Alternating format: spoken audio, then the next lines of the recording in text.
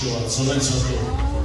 từ nó cái này chỉ từ nó giờ qua lúc về thì giờ nào giờ sinh thọ bây giờ mình theo thì phải được cái niệm bỏ gì giờ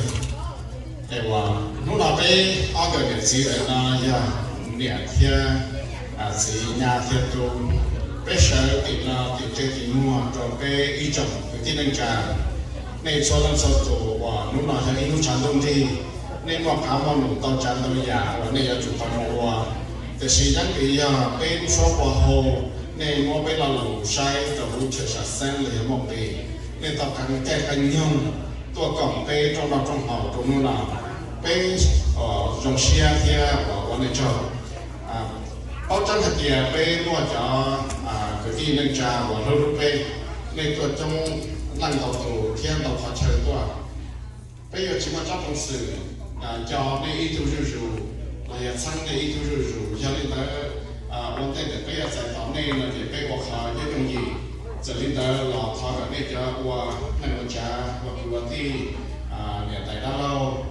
cho nên số tụ giá lúc gì cũng rồi bây thế giờ hãy bây giờ hỗ trợ Nelu State bây hỗ trợ Nelu State là để cũng khó cả này họ sản xuất để bây giờ lần được tu họ chỉ tao có này là cả họ bao giờ họ ban là tu lúc stay là tu giờ thâu đi tới là mua chỉ biết mà đi hàng gì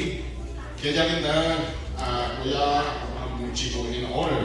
một vấn đề của ta thủ giờ này nhau là biết sao chú sao sao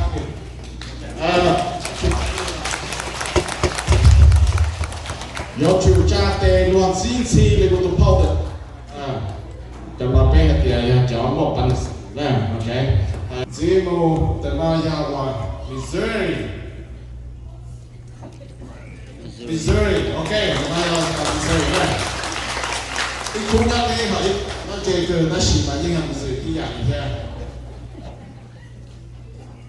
Ồ, và ta có thể mấy đây là cái chỉ tiêu nó auto nó chỉ là cái chart thế này, thôi này. Maryland. Ok, hôm nay như là có siêu năm này Zimo, Pennsylvania rồi thì phía này là cái là chơi về là Pennsylvania của cha của sao đấy mà cha của Sita lại ok thao đi đây là của chỗ này thì này có our state của này cũng này là bây giờ cũng plan này xưa yang chuan ni je chok na thela ya okay ya te ne ha chi kau le da la ka dia ka si ma pe ja Kansas ya te ne ja ui tu chi cho pe neighbor ne lo sha te ta u ja kwa thia na je o che chuan ne ya chuan ne pa jo ya to Virginia tu mai tu cha cha ku cha chi ya ka ne ta si ka sa ta ni la le ka sa ta chi lo te ta cha Ê, dâm man đó lá dâm man ta này giờ tôi chắc chắn hôm nay là một việc chỗ tiền ở cha tiền chỉ cha tiền chỉ quen lại này sẽ xả lư thì đúng không hôm nay tôi đây kêu thế à cái thùng xài của nó California bây giờ nó kêu cha rồi kia California nghe ở tụi tôi này California chưa à mỗi gì California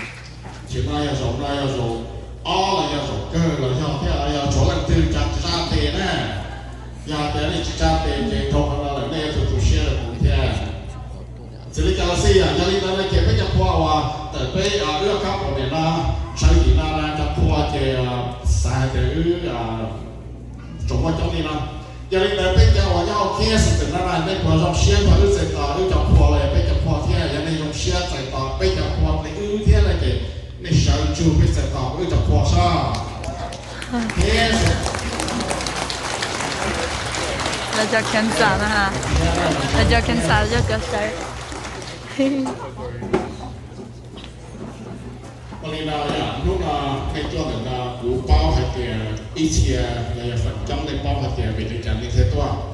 này là nhà tua đã chi lúc nào giờ in của ba là tu của mình tu nhà bên lúa và Tiffany sinh nhật cái ship show là và nên cho tổ chức xong mà hậu cầu xong rồi tổ chức xong tổ còn sản tiếp theo không có này à như họ này thì cho nên quan niệm của chị là nhà ta đánh xe thì mình tụi mình nói tới tiền không có hoàn trâu là những tí tăng tàu lúc bị lầu đâu cả cho nên ý chạy lúc chạy họ bây giờ chị là chỉ cái chúng mà phần nó thu vào một tỷ lúc bị lầu đâu cả tụi xài tụi lầu thiên là chỉ cho nên thiên thì cho nên đó là chuyện chơi chủ tàu mà chẳng trọng đó là sự chỉ tàu cho nên tàu thì lúc bị lầu đâu cả là gì lúc nào thiên thì ấy lúc bị lầu đâu cả thì lúc nào theo tàu chờ lên tuần là thì tuần cho nó lúc bên lòng tụi tú thế tụi nhá để y hàng mình nữa cái ó bên bóng ít sẽ thì y là còn cho tụi nông là chỉ là nữa cái y là cho tụi nông là chỉ tụi nhá sau đó trên này của y là cụ cần tại BA nhớ cho Liberty University cho nên là cụ xã hạt địa đó và y trong nó trong hậu tụi nhá ta sử dụng để choว่าเป็นเด็กเนี่ยเก๋ไม่เคยเห็นแต่เราว่าจ้าเขาเก๋ป้าเก๋เท่เลยก่อนชิมป้าเท่ยังเลยนะลูกน้องป้าในแถวป้าตัวอ๋อเขาเก๋น้องเชียร์ตัวเกิดตัวย่าเทียว่าลูกเป็นเราเทียเก๋เกิดท้อสักยังเลยนะวันเด็กกูยังไม่ได้ชักขนาดกูท้อให้ตัวกูจะเป็นตัวเป็นคนไหนไทยกูสู้เทียเสร็จออนไลน์อยู่ต่อไปตัวเทียอยู่ไปถึงใส่เจ้าlại cô chẳng chỉ tao mong về lão cái cảnh sát cảnh chế là cô chẳng chỉ tao quấy không rồi lấy gì thì ví dụ tao là nếu như có một sự thu gặp lòng con cho thì cảnh sát trong đồng bằng này họ có cho một gì là cô là chơi tao thì họ có tôi một gì là cứ là một chế lên bên lòng cho thì giờ cứ sẽ hầu được ta cái khả mỹ sự sao ok cái này là thì lúc nào thì chỉ thao trong năm cái thảm được cái phép chuyển vào cái cái gì mà chỉ có thả ở bên lò thì là cái đồ này sẽ để cái cáiตัวcầm cứ là thì lúc họ theo thì nó sẽ tinh tra sẽ cần á lúc đó ít lúc thì không sẽ chấp lời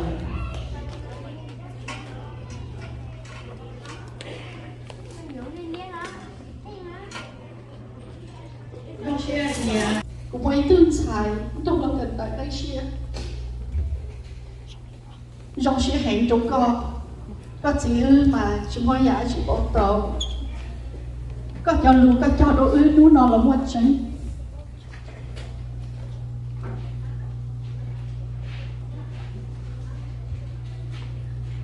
nhớ cái gì nhớ nó mà chơi qua cái chứ chỉ là một qua chứ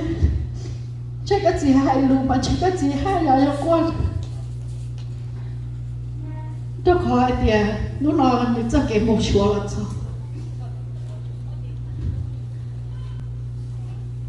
cũng vì lòng xe tôi có hẹn cũng tôi có hẹn I'm so proud of you and the woman that you have become lòng xe hẹn tôi vì hệ thì có giờ bộ quả mình tôi quan niệm trong bộ quả mình là cái tôi chỉ trong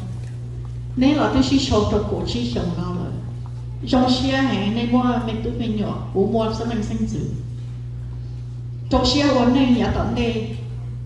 cho mua trong du du chứ cái tao cần tới tan rồi rồi một khứ nọ khứ hậu lúc này nhiều mình kề cái gì những sai trọng này luôn này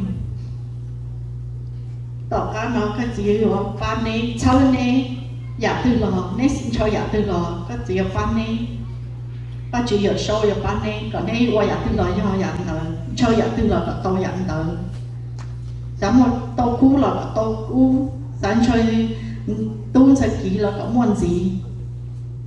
nhưng chơi lúc ba lúc chế là một nhà là có tàu có trả cho nhà nên chơi họ lúc này luôn này có cả ba chữ giờ sâu theo cái gì ban này cái đây hay là cho tàu cho trả cho nhà họ này lúc xem chơi rồi nhà tắm đây của chúng mua đi nó sư here có cái nó việc bắt chước thế tuổi của chúng tôi đây tuổi cái ba chỉ tông này của nhà chỉ của tôi ở tới trong gì mà chính tông ba này sư ấy nên cho tu sửa mà sư nào muốn chơi cũng muốn cho lúc nụ trồng thia cũng lúc nụ trồng gỡ ôn nhẹ ôn chín tại thia phải đi thia gỡ mua chỉ là mà hài họ lúc mua chỉ cho mình bảo mình luôn đây là lâu mà hài rồi nên sẽ là nó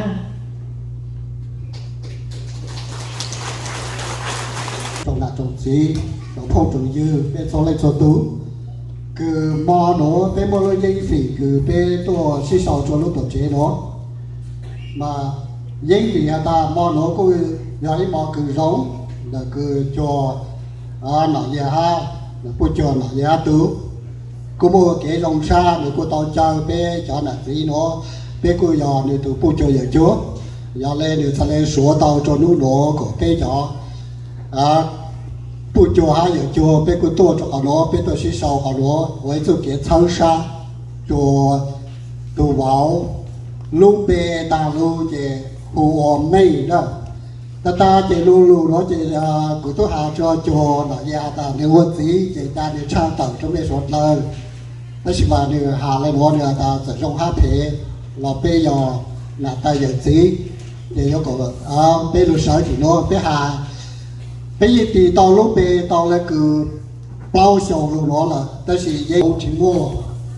tao cứ của tao cho bé chơi là giờ lên đó tao lên mua lúc bé thì tao cho vào mấy lắm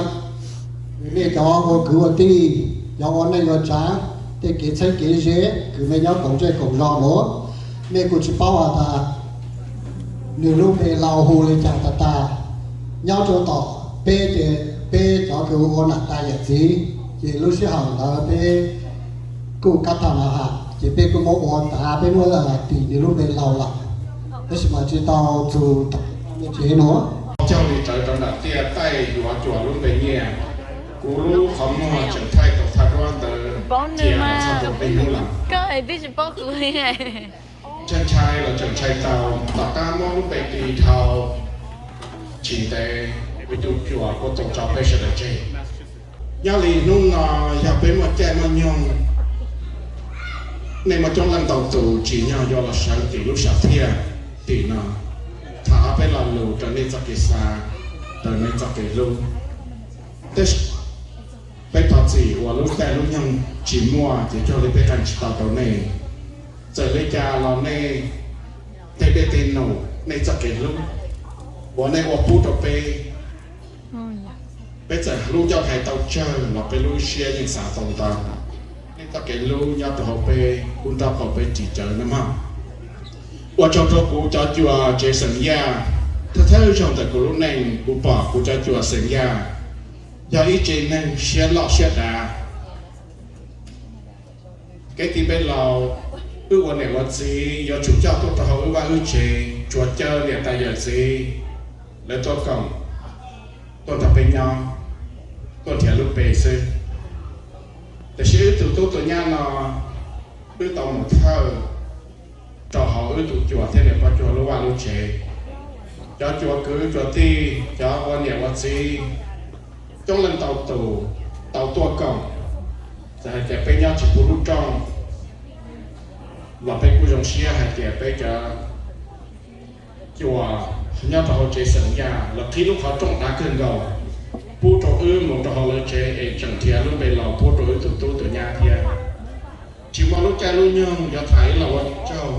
นู่นน่ะเทียนมอละทับแต่เทียตรงนี้เทียในใหญ่จังนั่น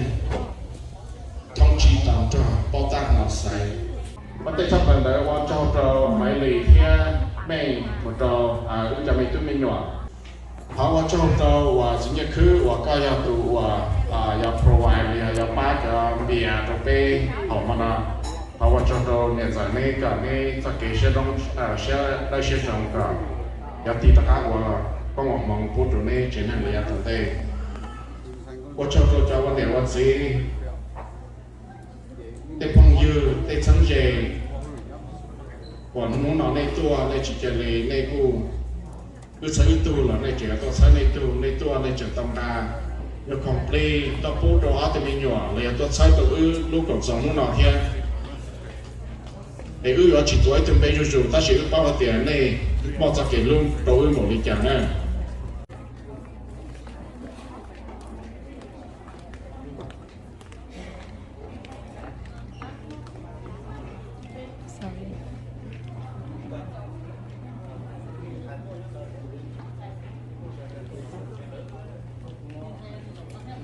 chúng có thịt thêm. Tôi đến đây tôi ta chỉ có cho tôi cũng tên đây nó nhám cơ cũng tôi cũng cho tôi nào là có tôi phao cũng tôi cũng tên đây tên nó tôi ba cũng cho bọn nó số cha số nhà tiền lo thì cái giờ tôi là cá tôi cho tôi nói cũng trong xia hàng cũng cho con lì này thì có số này à mà vì món đấy thì có thể chỉ xia đâu này thì cũng trong xiaวันนี้เจ้ากูจะตัดจอตัวจะตู้จอมใส่เสด็จน้องนี่ตัวเด็กตัวนี่กูน่ะตัวป้าก็จื้อวัวเดียวหนูต่อไปน้องนอนในจิตเตาชอนี่ชาหันนะมั้งในจิตจะไปจะรอชงนอนจะถ้าชงไปเสด็จชิถ้าชงไปจะใส่จะบอกตัวใช้อื้อซื้อหล่ออื้อจงเชียหันนะมั้งแค่ตอนนี้เมื่ออยากได้จีเอาจงเชียบริณนอนtrong xe qua sẽ đợi châu thia G A sẽ đợi em ạ. Sawacho, first of all, Sawacho to your mother, she to find a date to do a party for us. And today, Bachta Mela, support. Sawacho, my mother-in-law, thank you.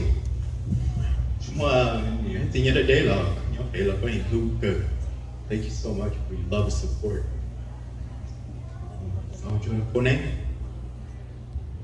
Without you, face the Tauron Chong. Thank you. Sawacho, the Toke Day Toa, the Bellu J, no, no, Yichifu. What Jonah, she Bakif, Dorofake, Jonah, who's on him, Bela, Osha, let's see. One more. I want to say thank you to my wife for always being there, being my better half. And I'm glad that we closed one chapter. Now it's time to. So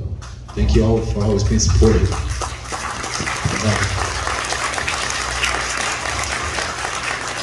Alright, that's it. And they will just pour game the June. Yeah, funny how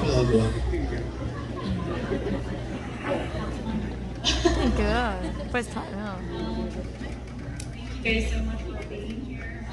First and foremost, I do want to thank my father-in-law and mother-in-law for their love and support through all of these years. I've been married for 15 years, and when I married Ming, I was only 16, so they taught me how to drive, how to cook, and to be a good wife for Ming. So without them, I wouldn't be standing here today, still by his side. So they helped raise me.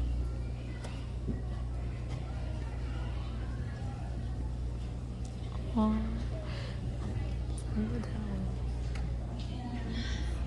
They've always shown me so much love and been so welcoming. You guys are always encouraging me to strive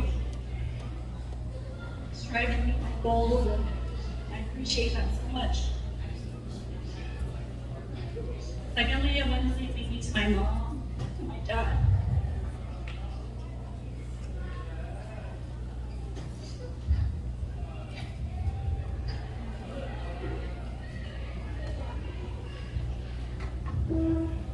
My parents have been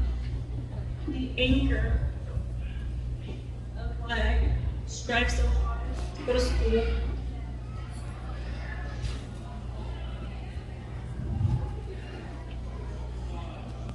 Growing up, every single car ride, my dad would lecture all of us. He would say, make sure you better make something of your life. Ushi got you tell you.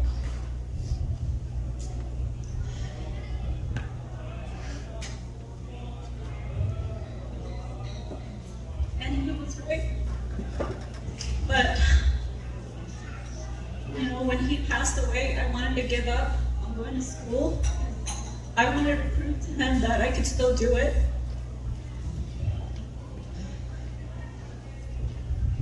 But Ming pushed me. He said, this is what your dad would want. So I continued going to school because I knew he wanted that for me.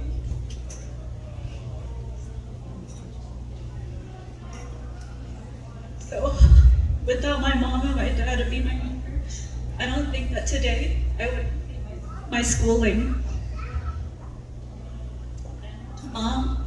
rồi dad chúng ta bên nhau. Thank you so much for everything.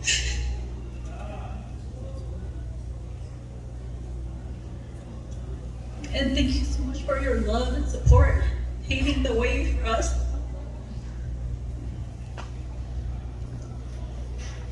I want to thank everyone who came to help with the decor and the food and running errands. It wasn't easy getting this event together, and so you know today I appreciate it. I thank my husband, because without you, I wouldn't be where I am today. You made so many sacrifices for me. And you pushed me when I wanted to give up. When I wanted to throw in the towel, you would say, you can't. Because if it was easy, everyone would do it. Everyone would have it. So you gotta do it, you gotta finish. So I appreciate you so much for all the love, all these years. And I also want to thank my oldest daughter, Kimora. I don't know if she's in here, but I want to thank her for all of for taking care of her brother and sister-in-law and studying or homework. Without her, I wouldn't be able to finish school either. And she would cook and wash them, and she would always make sure that they were taken care of. So I appreciate all of that. Là cái qua, nhân bị của tụi nhát gì là của tụi chùa nó nhung lột lòa là người kia đi cho bé chê lại cái mỏ khăn là kia đầu bé cái bé thiên bị thạc qua này cái này giả lúc gì phú thiên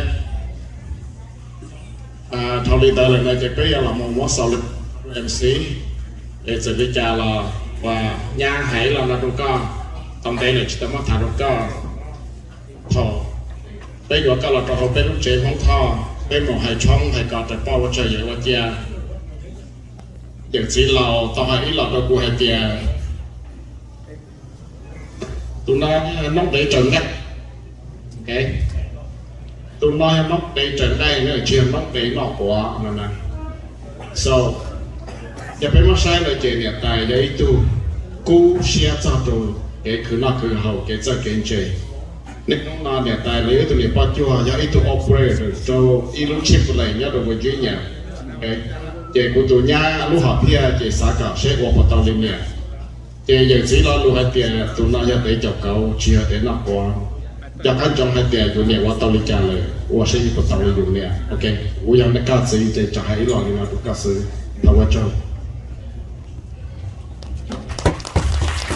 chuyện một cái rồi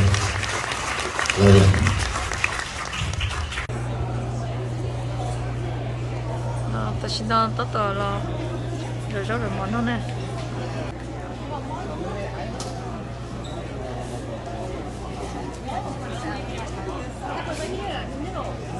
cho sẽ đây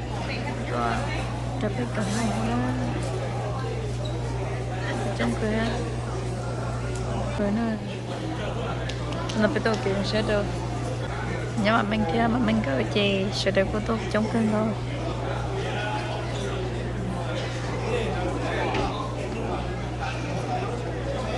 chủ nhớ đi nhớ gì hai nhớ cá tết của tết là những tôi cùng tan cho nên chúng ta là tan cho thế nào nhớ chỉ cho chương trình của xứ này sau đó mà là đồ món ngon đấy ạ của chương trình nếu thế của mấy tuần number thì nếu là trời number của hai tiếng hơn chia thì lại chơi lại thì đầu này thật chơi này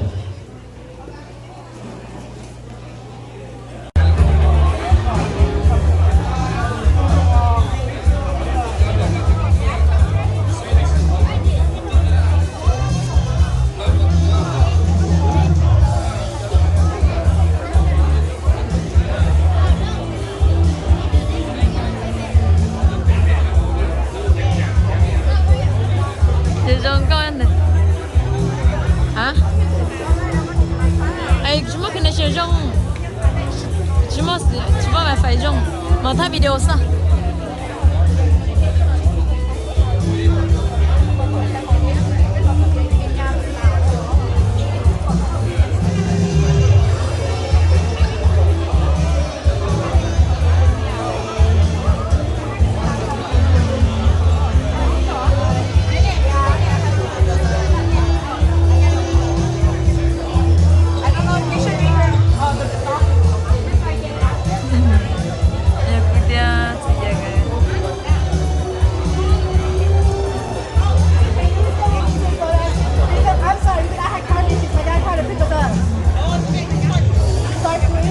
Sorry 啊。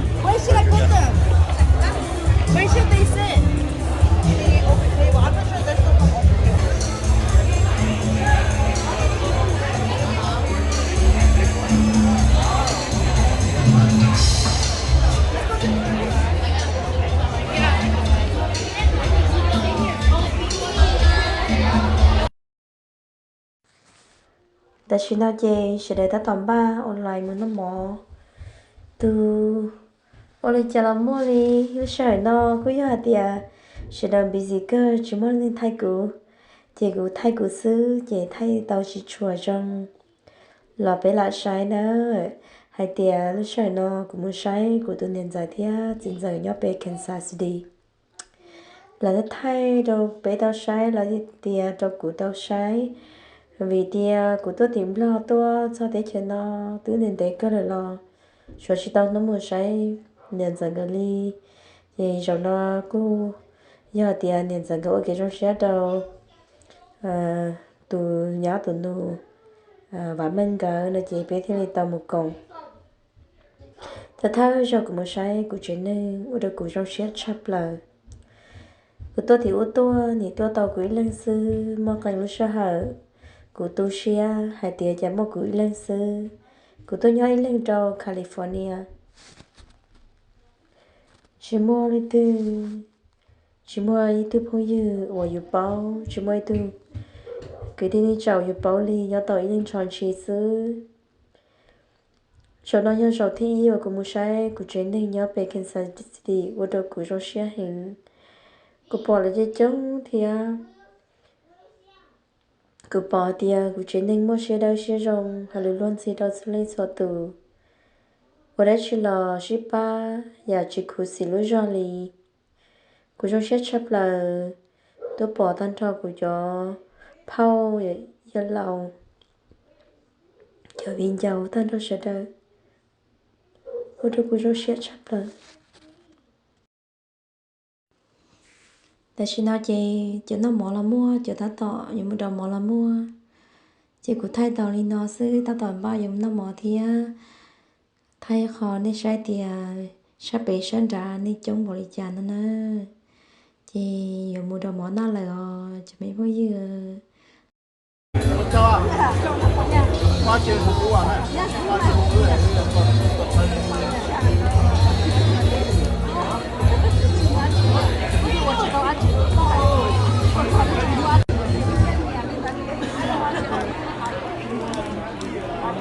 Itu, hanya tu. Kita menjual cái tao bảo cho tài cho mà mua tính là bắt lò tao là ok thế lò lá ư mà anh kiểu nhiều bài của châu đó là qua chi tiết cơ rồi đây mỗi bên nhỏ thì làm gió này thì ta làm cái tổng của chi nào bên nhỏ chuyển bên này ok